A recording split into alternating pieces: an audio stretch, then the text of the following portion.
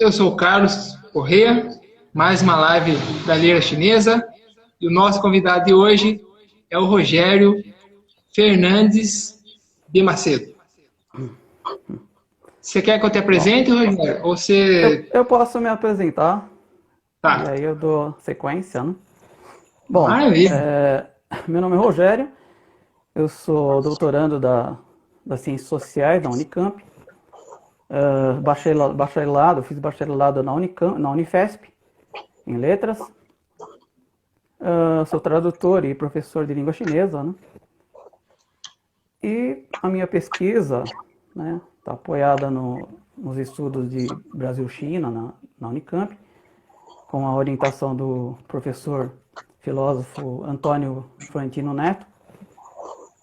E a minha tese, né, de doutorado tem o título Wan Li e a construção da sinologia chinesa. Né?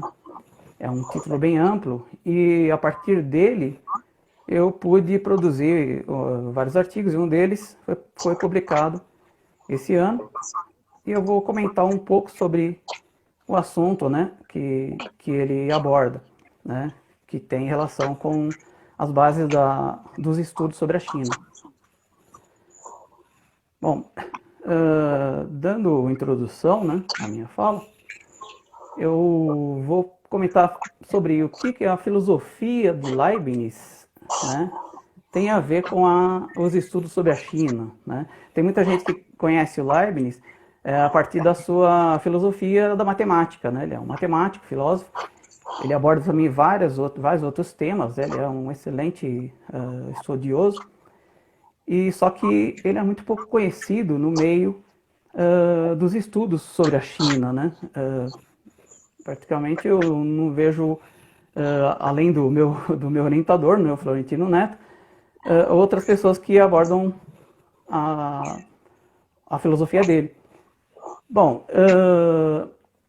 para falar dele, eu tenho que falar dos contatos que ele fazia com a China, né? E ele era um dos maiores correspondentes, né, da China. E um dos contatos dele na China era o Joaquim Bouvet, né, um missionário, matemático e filólogo. Né? Tá, filologia, né? Aí que entra o ponto base, né, dos estudos iniciais sobre a China, até antes de Granet. Né? A filologia, qual a função dela? Né? No período do Beauvais, ele utilizava a filologia para estudar os clássicos, né, principalmente os clássicos na China. Isso era um instrumento muito comum, né, naquele período, em outras missões, os missionários utilizavam para estudar materiais escritos, né, que eles encontravam em outros povos.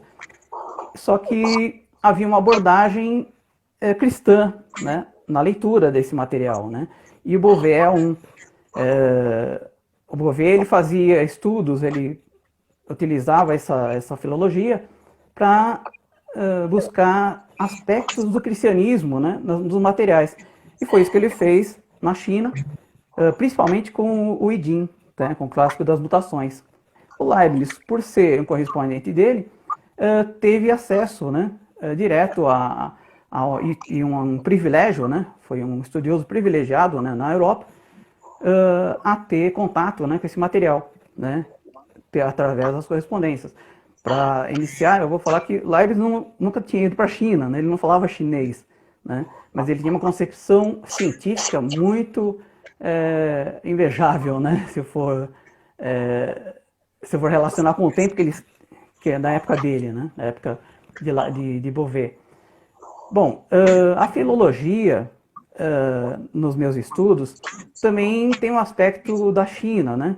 Wan Li, um sinólogo chinês e linguista, ele comenta que a filologia para a China, para os estudos na China, é um instrumento próprio dos estudos sobre a China. Né? Quer dizer, os chineses estudando a China, eles utilizam que antigamente não se falava filologia, né?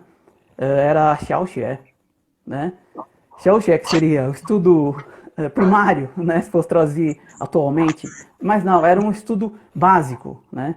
E era a gramática antiga dos chineses, de acordo com Wan Li. Bom, o modo de utilizar o instrumento, a filologia como instrumento, por Wan Li, e comparando com o Beauvais, era idêntico. Praticamente tinha a mesma função, a filologia. E utilizava do estudo o mesmo objeto, que era o pensamento antigo chinês, né?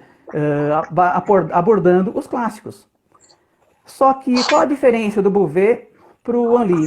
O Beauvais ele utilizava a filologia, o figurismo, né? Figurismo foi um termo que ganhou esse nome, né? Justamente na China, pelo próprio Beauvais, né? Por causa dos trabalhos do Beauvais, por buscar no I Ching traços do cristianismo, né? Antigamente se falava idianismo, né? Depois se tornou simbolismo, né? Porque ele considerava os caracteres como símbolos. E depois virou um tipo de uma chacota, né? O figurismo, os figuristas, né? Era como se fosse uma tiração de sarro, né? Entendeu? E pegou. Então era esse o método que diferencia a filologia como instrumento do Beauvais em relação ao Wan Li, né? Em relação ao Wan Li. A partir de Leibniz, século 17 e 18, até antes da introdução do método sociológico nas pesquisas sobre a China, da parte do Granet, os estudos utilizando a filologia eram falhos. Haviam interpretações muito incorretas, né? Por causa dessa influência, né? Ao invés de eu interpretar o que estava no material, eu introduzia, isso é o que o Beauvais fazia, né? Ele introduzia informações, né? Isso é cristão, isso é, sabe? Então, isso foi uma influência muito forte. E eu vejo que até antes de Beauvais, até antes do Granet, isso foi contínuo, né? Bom, um trabalho positivo, né, em relação à utilidade da filologia, né, como instrumento, é o de Shemola e o Go, né, que fizeram o trabalho sobre os 9 capítulos da matemática, né? Esse é um material antigo, apesar de antigo, ele foi estudado, a Shemola estudou na China durante 10 anos, né, estudando esses clássicos, né, principalmente esse material. E só em 1997 é que ele foi traduzido, é que ele foi concluída a tradução dele, em 1997. Aí eu lembro, né, do comentário do que você, o Carlos e o Eduardo, meu colega, estavam discutindo a respeito do por que o Granet, né, não teve contato com esse material. Não era porque ele era antigo, né, era porque ele foi produzido, só foi passado por francês em 1997. E o livro mesmo é de 2004, né? A versão, pelo menos, a que eu tenho, né? E que circula por aí. Então, esse é um fato interessante. Bom, a filologia, ela é responsável por um estudo que se apoia nos arqueólogos, né? Existe a arqueologia, existe a glotologia, existe a paleografia, né? Tudo apoiado na filologia. A filologia pega esse material, faz resgata, né, ou reconstrói, às vezes, caracteres mal escritos ou deformados, ele tenta reconstituir isso e interpretar. O livro, os 9 capítulos, tem um capítulo especificamente comentando sobre isso. Como foi o processo filológico, né, de estudo filológico até o momento da tradução. Isso foi feito na China.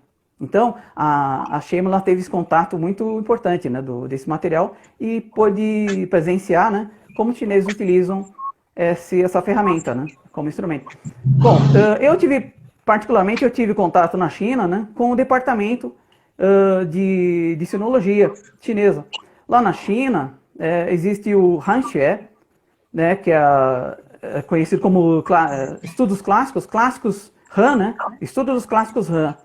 E Guoxue. Guoxue surgiu na dinastia Qin e era traduzia antigamente como escola imperial. Passou a ser, atualmente, né, você encontra na China os departamentos de Guoxue, onde eu fui, por exemplo, lá na faculdade, na Universidade Pública da China, né? se traduz como centro de clássicos chineses. Ou seja, o objetivo da Guoxue, o objetivo da sinologia chinesa é apoiado exclusivamente nos clássicos, exclusivamente no material escrito, né? Isso é importante para a gente entender a base. Bom, o que fala o Marcel Granet, né?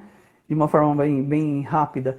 Ele diz, ele não se apoia, né, primeiro no método tradicional do professor dele, né, o Eduardo Chavane, que é um filólogo e historiador, pelo fato de que ele falava, olha, eu considero inútil, né, esse tipo de material, esse tipo de instrumento.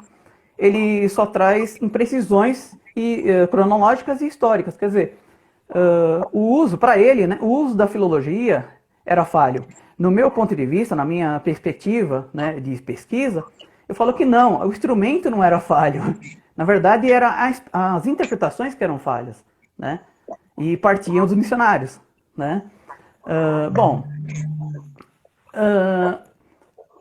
Granet, ele toma o pensamento chinês como objeto, né, da sinologia. Isso é fundamental, né? Ele foi praticamente o precursor da sinologia moderna. Só que o método que ele utiliza, isso eu falo com propriedade, é da sociologia.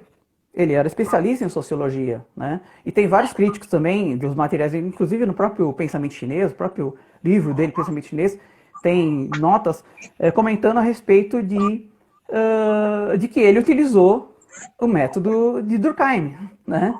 Da sociologia de Durkheim, né? Ele, numa nota, ele fala que não, eu preciso provar, né, que eu sei sociologia para falar que eu utilizei alguma coisa, como se fosse uma forma bem sutil, né? E falar eu utilizei ou não utilizei, né? Fica meio subentendido, né? Mas se der uma leitura mais minuciosa, você percebe que ali tem, né, uma afirmação, né? Bom, a partir dele depois dele, né, surgiram vários outros especialistas de outras áreas, por exemplo, um historiador estuda a China, um geógrafo estuda a China, várias áreas, né, estudam a China. Então criou-se uma multidisciplinaridade, né? Ficou uma área multidisciplinar, né? Isso eu acho legal, eu acho interessante.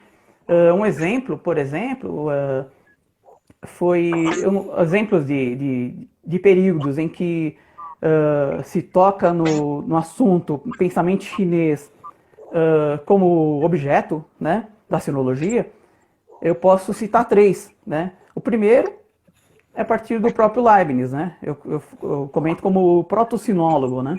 A partir da filosofia dele, da metafísica dele, né? Ele faz um estudo muito abrangente do pensamento chinês, né? Então eu considero ele como um proto-sinólogo, aliás, o principal, o primeiro, né? Excluindo as abordagens missionárias, né? Por quê? Por causa do objetivo. O Leibniz, o objetivo dele era estudar a China, não era introduzir pensamento lá, era tentar conhecer as ideias da China, os ideais dos chineses, a ciência chinesa, né? Como os chineses conseguiram, né, derreter o aço, né, derreter o metal, né, 1000 graus, né? Como nós não temos essa propriedade, né? Ele cita faz 30 questões muito pontuais sobre ciência, né? Coisa que os missionários não fizeram, né? Então eu vejo isso é uma grande diferença. Tá, o segundo momento, também muito, muito importante, é o da discussão entre Humboldt e Abel Hamizar.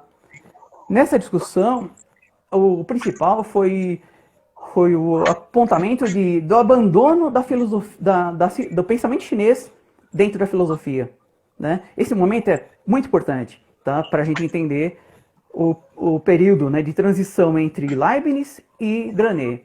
E o terceiro é o próprio Granet, né, com a introdução do método sociológico, né, analisando o pensamento chinês, analisando a civilização chinesa.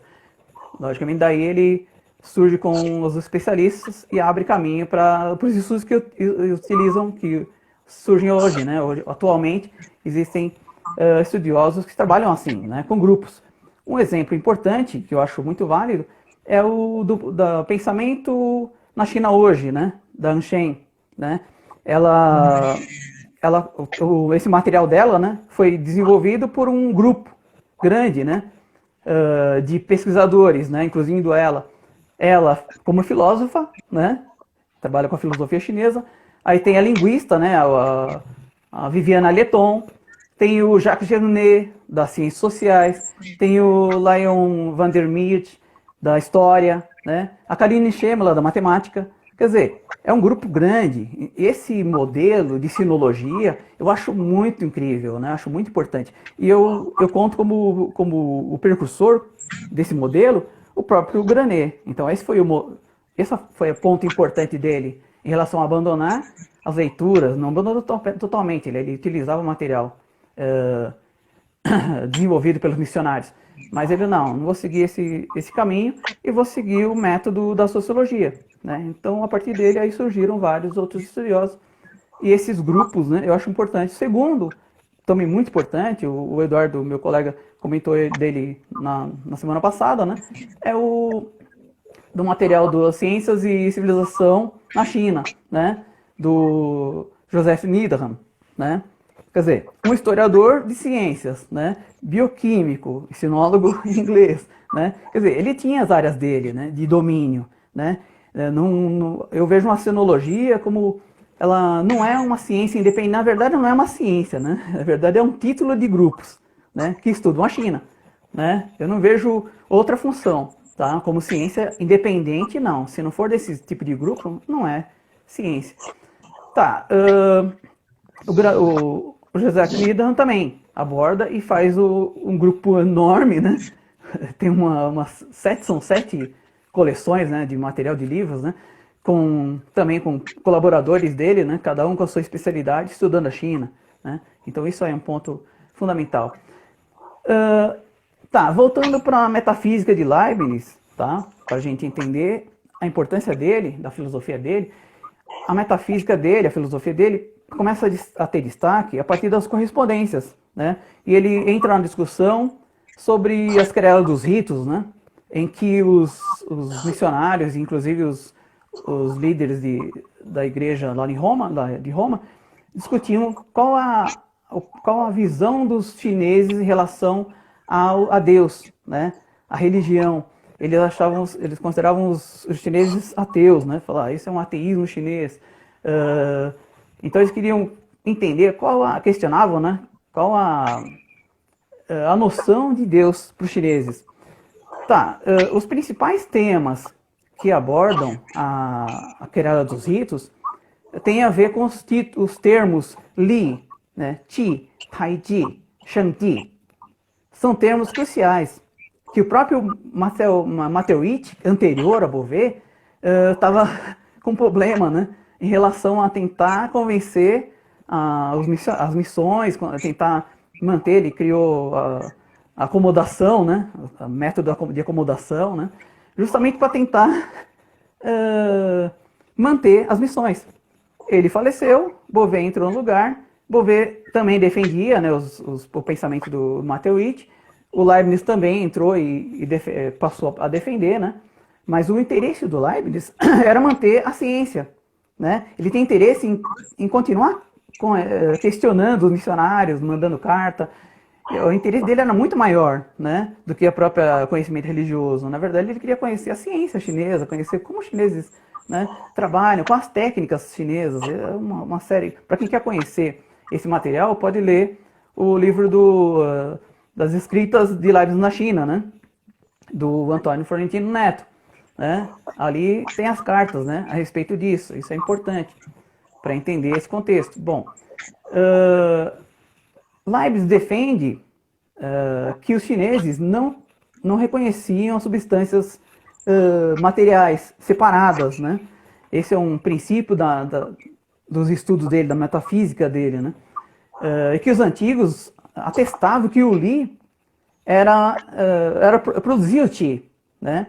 Para ele, o Li era o próprio Deus cristão. Isso na concepção dele, apoiado no material que ele tinha em mãos, na Europa, logicamente, influenciado pelas traduções, né, dos missionários, mas o que ele faz? Ele faz uma leitura totalmente ignorando, eu digo, ignorando mesmo, né, a leitura dos missionários. Ele faz uma leitura à parte, separada, né? Ele questiona os missionários. Poxa, mas isso é verdade mesmo? Né? Ele comparava, né, o material com a filosofia ocidental e com o pensamento. Ele criticava os escolásticos, né? Que era daquele período. Né? Quer dizer, ele tinha um pensamento totalmente fora da época dele. Né? Por isso que eu trago o pensamento dele para a modernidade. Bom, ele afirmava também que a filosofia chinesa, isso é uma afirmação dele, se aproxima mais da teologia cristã que a filosofia dos gregos, né? Dos gregos antigos. Quer dizer, uma coisa totalmente, no período depois dele, se tornou absurdo, mas a partir dele ele falou, olha, os chineses pensam diferente, né? E é preciso reconsiderar. Ele considerava que, por exemplo, o material, a matéria, né, como princípio paralelo a Deus, que é um conceito dos gregos, né?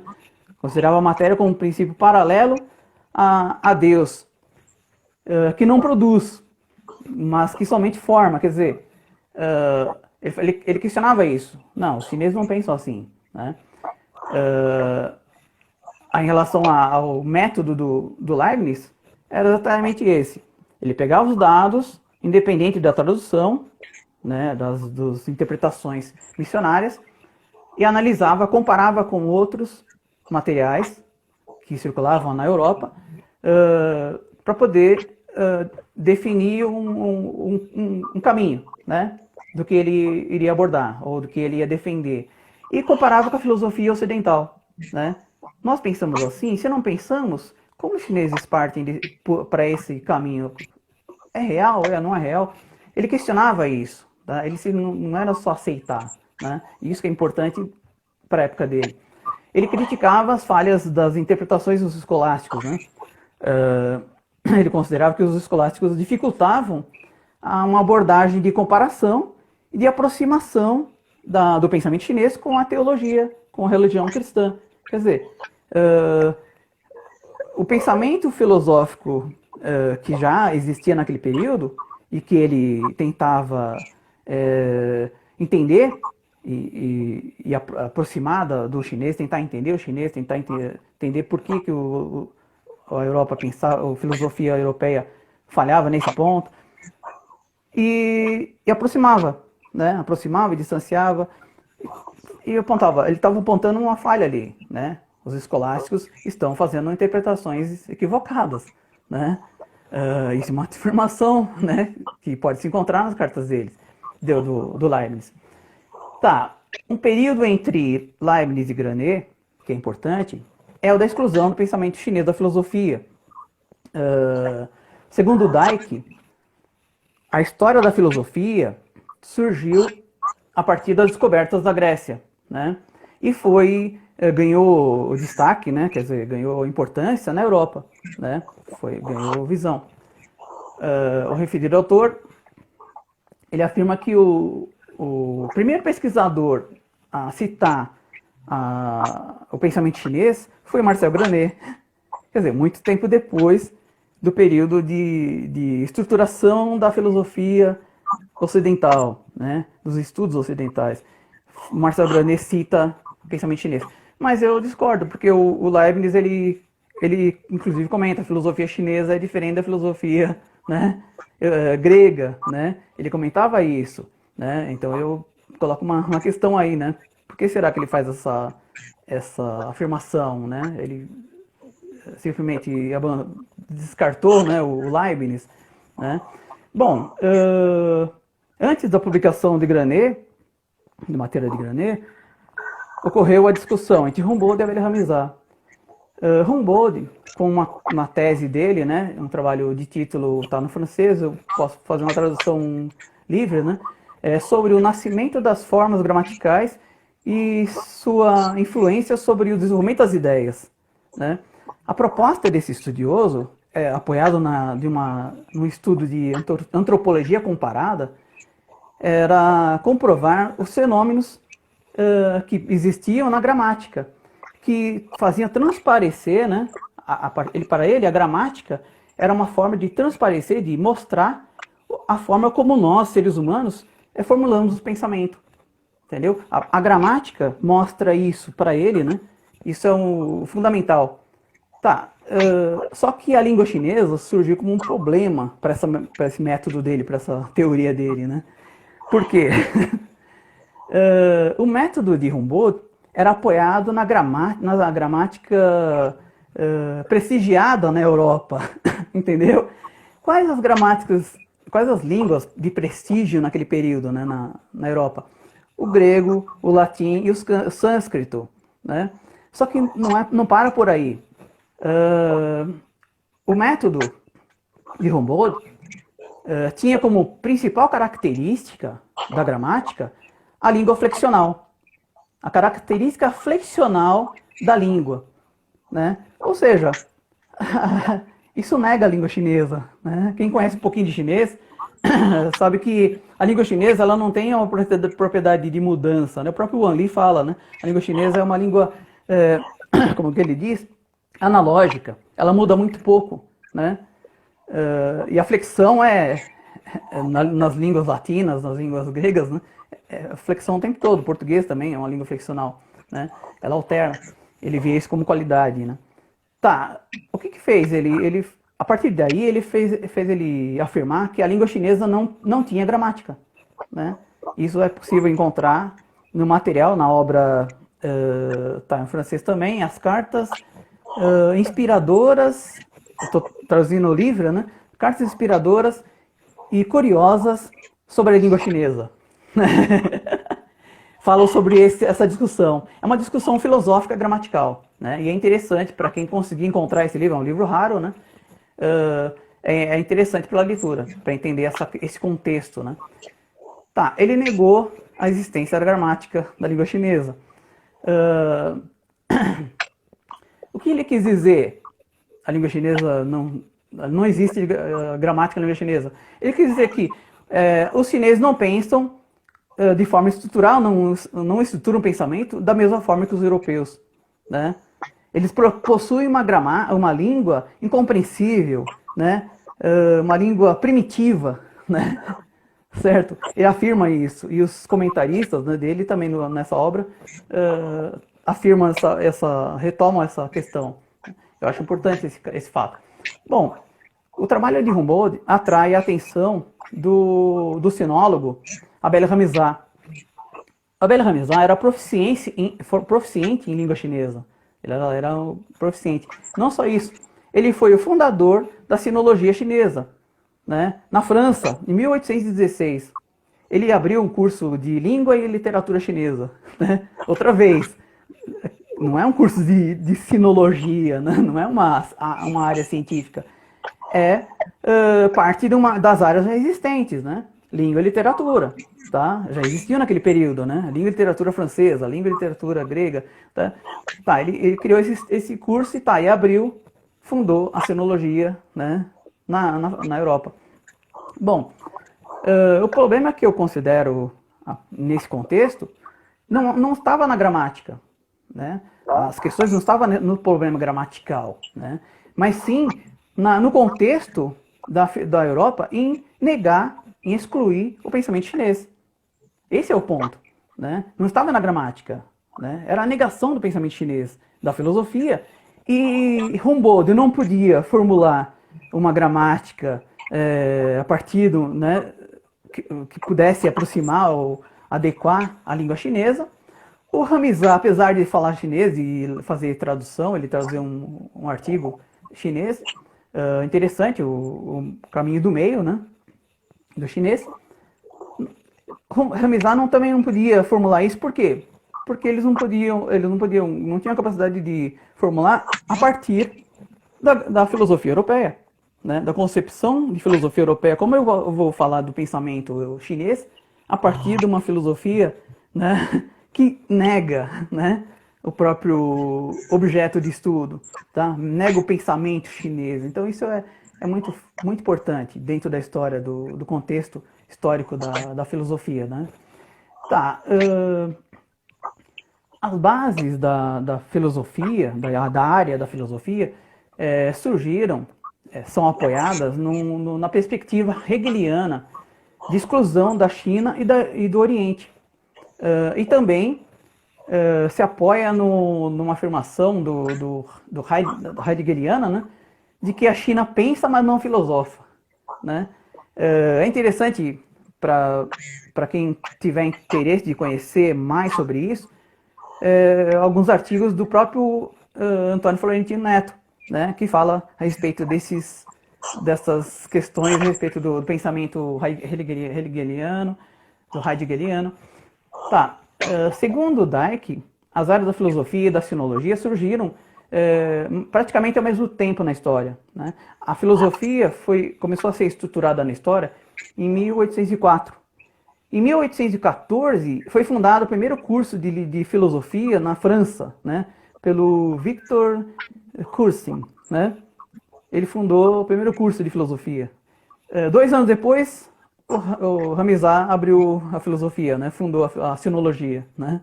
Então, praticamente no mesmo período, na mesma época. Mesmo assim, apesar de tudo isso, a história da filosofia negava, né, falar sobre o pensamento chinês, né, como filosofia, o que é aquilo, Confúcio é filósofo, né, Lao Tzu é filósofo, tá? Então eles negavam isso, e isso ficou muito marcante na história. Tá,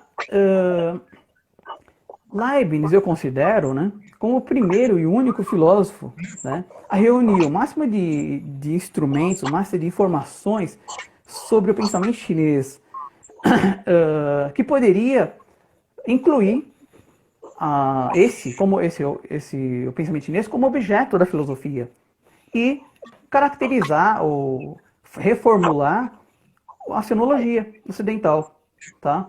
Então faltou isso, não só isso. Do meu ponto de vista, falta ainda é interessante nesse canal, né? Nessa live, que vocês trabalham com a filosofia chinesa, vocês trabalham com o pensamento chinês, vocês trabalham com o chinês. Isso é fundamental, muito importante. Essa live, né? Por quê? Porque vocês abordam uma coisa que é muito rara, né?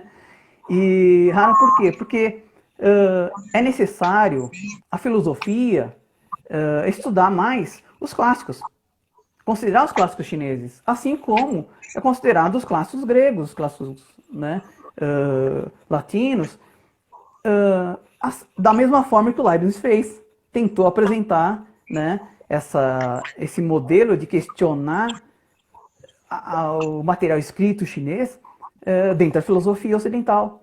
Então, eu retomo esse ponto, né? O Leibniz foi fundamental e um exemplo, né, para os estudos da filosofia chinesa na modernidade, tá? Bom, o Leibniz discute sobre a teologia natural. Você pode me dar um break se eu estiver falando demais, viu, Carlos? Só tem o pessoal que um pouquinho, mas tá. Você pode fazer sua conclusão aí, se você achar que... Certo, eu já estou concluindo, tá ok? Só para ficar dentro do tempo. Bom, para o Leibniz, os chineses possuíam uma forma de pensar que era muito mais clara e objetiva do que os escolásticos. Né? Leibniz considerava um absurdo afirmar que os chineses assumiam o mesmo pensamento dos escolásticos, né, de que em relação à classificação da matéria-prima, né, como sendo uma coisa puramente passiva, sem regra e sem forma, a origem da ação da regra e da forma, né, algo passivo, né, ser ativo, né, isso é um absurdo, né, e os chineses não pensam assim, tá? Ao contrário do Granet, o Granet concebe o pensamento chinês dentro de um estudo dos clássicos, o clássico da poesia, principalmente, e o clássico das mutações, tá? Mas apoiado no método da sociologia do Durkheim, que tem como fundamental os fatos sociais, né? Um dos itens que o Granet comenta, ele utiliza um outro termo, que é o fatos chineses, né? Isso é importante, né? Ele utiliza um outro termo e nomeia, né? Fatos sociais, fatos chineses. né? Ali ele está marcando, ele está afirmando, eu estou utilizando o método da sociologia de Durkheim, tá? É interessante dentro desse contexto. Bom, para finalizar, o Granet, ele afirma que os chineses possuem um pensamento prático e não teórico, tá? Eu posso afirmar que ele está retomando a discussão entre Humboldt e Abel Hamizat, né? Pensamento prático e não teórico. Os chineses não têm capacidade de teorizar, né? Ele fala que os números não servem, dos chineses não servem para cálculo, né? Os chineses não têm abstração, tá? Que é totalmente contrário do pensamento do Leibniz, né? Totalmente contrário. É isso. Eu não sei se... Bom, espero que tenha algum comentário, alguma dúvida. Pessoalmente, assim, se eu fosse fazer um comentário aí, eu até vou fazer se sobrar um tempinho. Aí dá para ficar mais 1 hora, né? Mas eu vou ficar aqui. Certo, dentro de um limite. De ver o que o pessoal está achando. Aqui, o Daniel disse, aqui uma discussão. O Pedro está dizendo, achei interessante o ponto levantado do choque de China ser ateísta. Hoje em dia tem bastante. É muito atual. É muito atual. Outra coisa que ele disse, continua aqui o Pedro ainda. Hoje em dia tem bastante mensagem que eu vejo dizendo que a China não é um Estado laico. Isso faz sentido? O que você acha, Rogério? Faz muito sentido. Eu acho que é muito atual essa crítica, né? Eu vejo as críticas, por exemplo, sobre a China come isso, a China come aquilo. O Leibniz, ele fala, para afirmar alguma coisa sobre a China, isso é uma afirmação do Leibniz, é preciso antes conhecer os chineses, conhecer o pensamento dos chineses. Eu não posso afirmar nada se eu não conheço, só por eu ouvir falar. Ele é muito criterioso nisso, isso que eu acho fundamental. Tá? Então é muito atual essa questão. Maravilha. Aqui é uma boa noite. Bom, boa noite para todo mundo aí, gente, que eu não falei também. Maravilha. Fico agradecido dessa. A Camila. De todos. Camila diz. Ai, peraí. Dá uma travadinha aqui. Tá. Sim. Camila diz: praticamente um genocídio cultural. Acho que ela estava falando na questão do Humboldt. Sim. Sim, foi um genocídio total. Aqui é a Suzana. Muito bom, Rogério. Opa, obrigado. Então, se o pessoal não fizer nenhuma pergunta agora, um comentário agora, ou pelos próximos, sei lá, 2 minutos aí, a gente tem ainda aí uns 10 minutinhos, mais ou menos. Então eu faço um comentário aqui, Rogério, um comentário, sei lá, não sei se é uma pergunta, se é só um comentário, porque assim, eu li o artigo e 2, 3 páginas aqui de marcação que eu ia... Tem várias questões. Mas eu vou pegar só uma só. Ok. Eu ia perguntar, por exemplo, o que é a filologia, eu ia perguntar o que é um monte de coisa aí, né? Mas eu vou pegar uma questão aqui que para mim acho que é mais...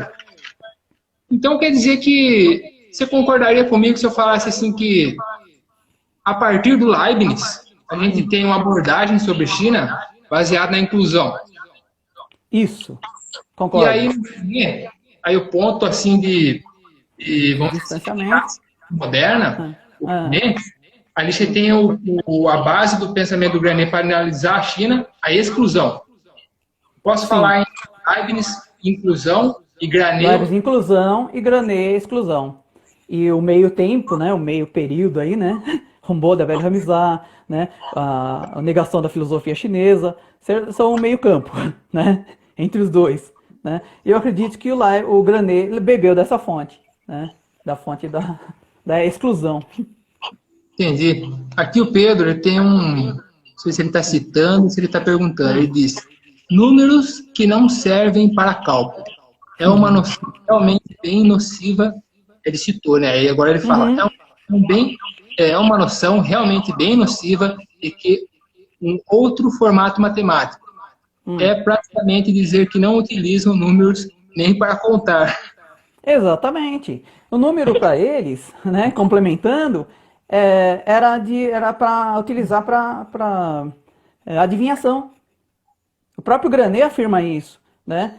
São números para adivinhar. Os caracteres, né? Eles apresentam o ato imediato, né? O concreto, né? A realidade. Quer dizer, a partir do momento que eu falo, o chinês fala, ele está concretizando algo. Não é nada racional, né? É uma coisa muito. Eu não vejo uma gramática que não existe. Não posso falar, não existe uma gramática. Como pode falar, não existe uma gramática? A Libras tem gramática. As línguas dos surdos mudos têm gramática. Uma língua indígena que não tem escrita tem gramática. A gramática é a regra da fala. A gramática é a regra da comunicação. Afirmar que não existe gramática, a mesma coisa que afirmar que no número não funciona para cálculo. Tá? Sabe, é uma coisa muito absurda. Entendi. Deixa eu ver aqui se o pessoal se tem mais alguma questão. Ô, gente, se vocês tiverem alguma questão a mais aí pro Rogério, manda ver aí. Ainda tem um tempinho. Se não, eu faço a minha É, observação.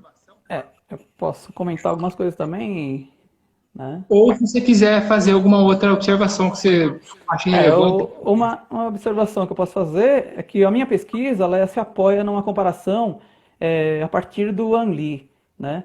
O Wanli é a minha base de pesquisa. Eu parto do chinês. Primeiro eu tenho que entender como o chinês se estuda para poder tentar entender como nós estudamos a China. E aí que eu levanto as críticas. Então, a partir do momento que eu abordei o Wanli, em que ele fala da sinologia chinesa, ele parte de um estudo da língua, o livro dele, a obra dele é a História da Linguística Chinesa. Quer dizer, ele faz todo um contexto histórico, né?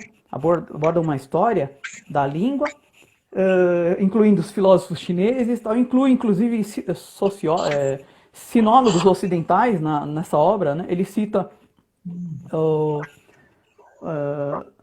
Jespersen, né? Ele cita Otto Jespersen, ele cita sinólogos que ele fala, olha, esses sinólogos se aproximam do modelo chinês, né? Eles cometem erros, certos erros, né? Em interpretação, eles utilizam o instrumento da linguística para estudar a China.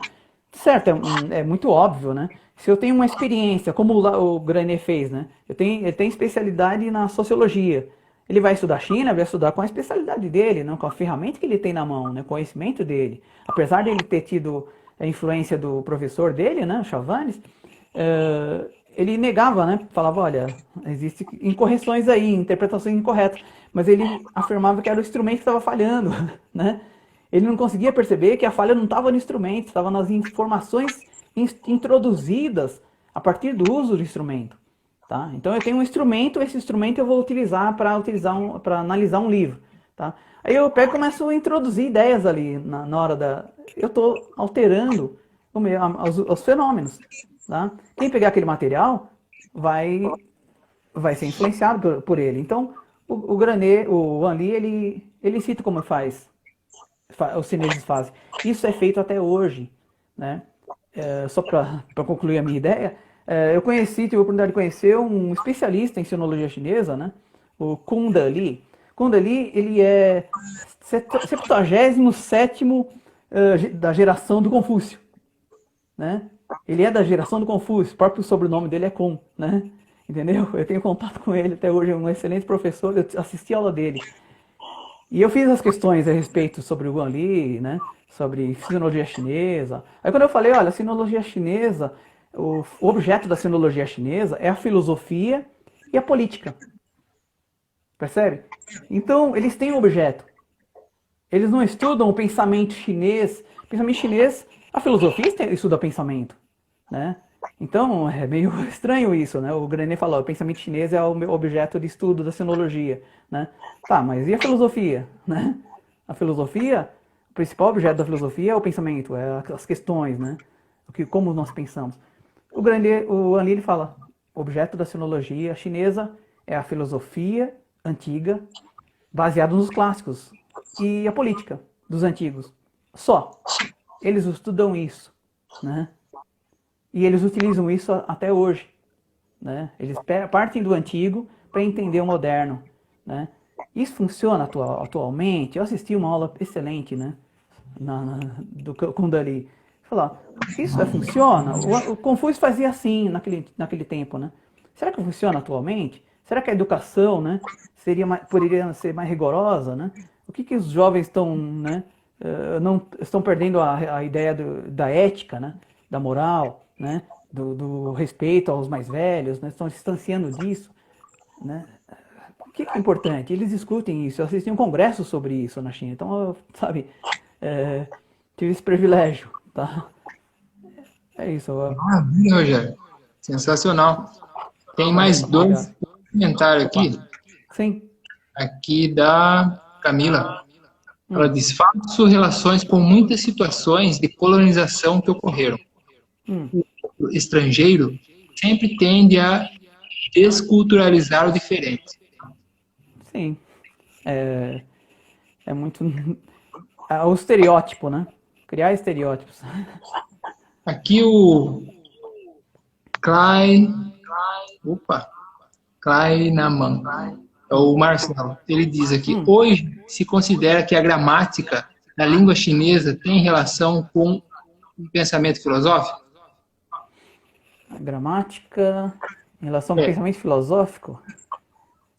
ele pergunta: Hum, se hoje se considera que a gramática da língua chinesa tem relação com um pensamento filosófico?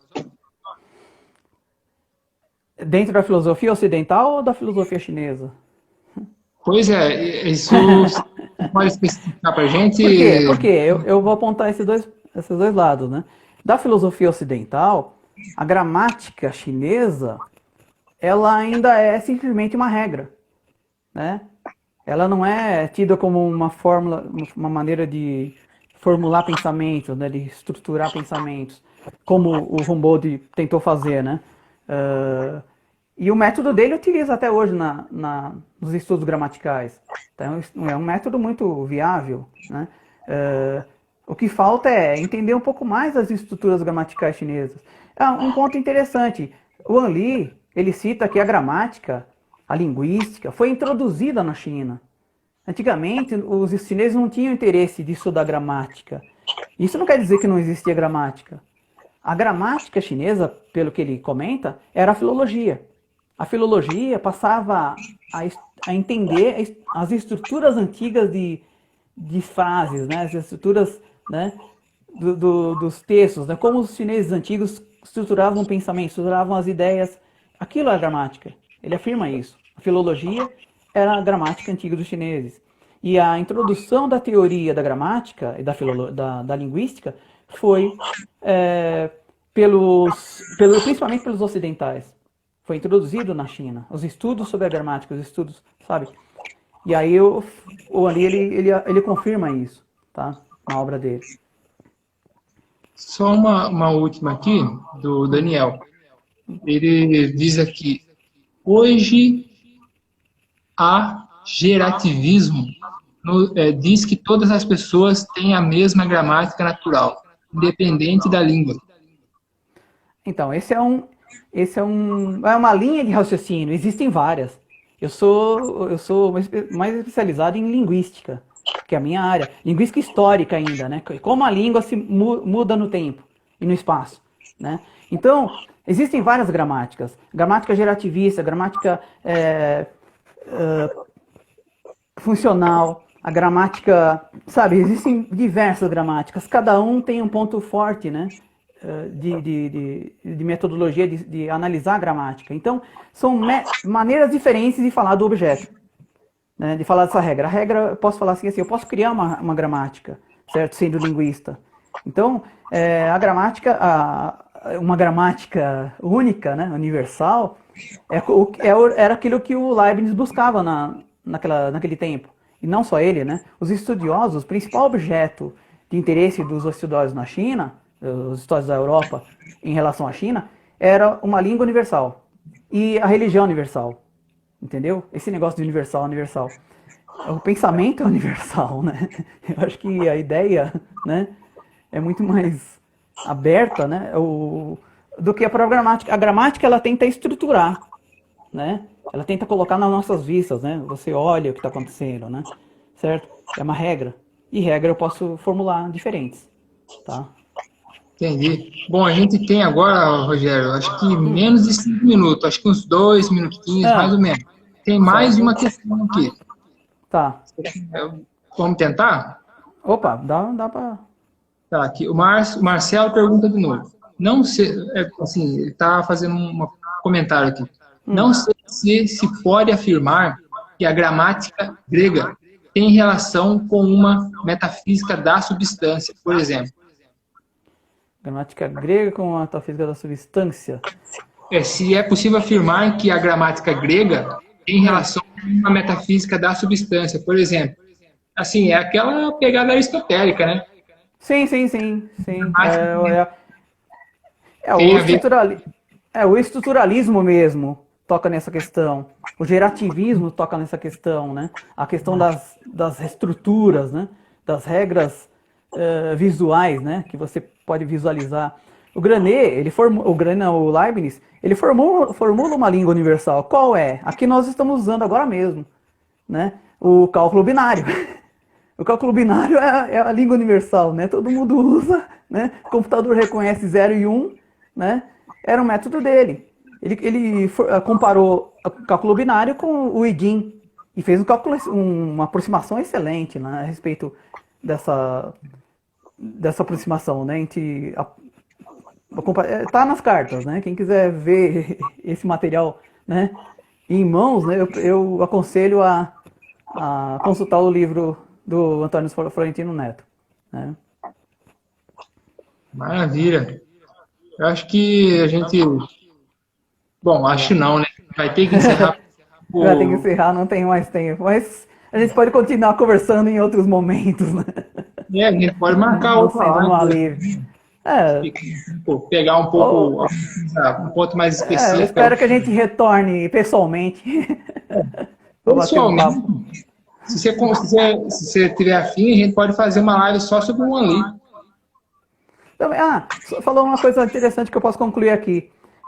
No mês que vem, em setembro, no comecinho do mês, entre 5 e 8, né, de setembro, eu vou estar participando de um convite, né, da USP para falar sobre um tema da minha pesquisa, né? E o meu foco é o OneLi. Então eu fui convidado pelo departamento e vão falar sobre sinologia, né? Então é interessante, sinologia e filosofia, eles criaram um departamento lá, né? E eu acho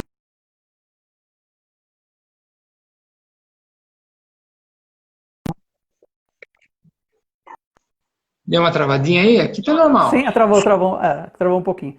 Tá, mas é isso. Então, o mês que vem eu vou estar participando, vai ser pelo Zoom, né? E eu acredito que vai ser aberto. Mas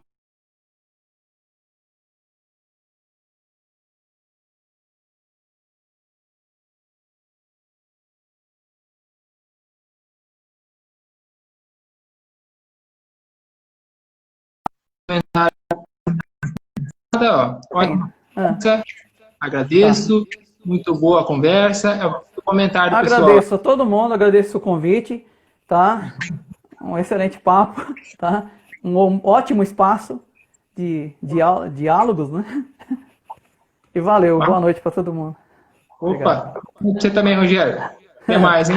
Até mais, tudo de bom aí. Tchau, tchau. Tchau, gente.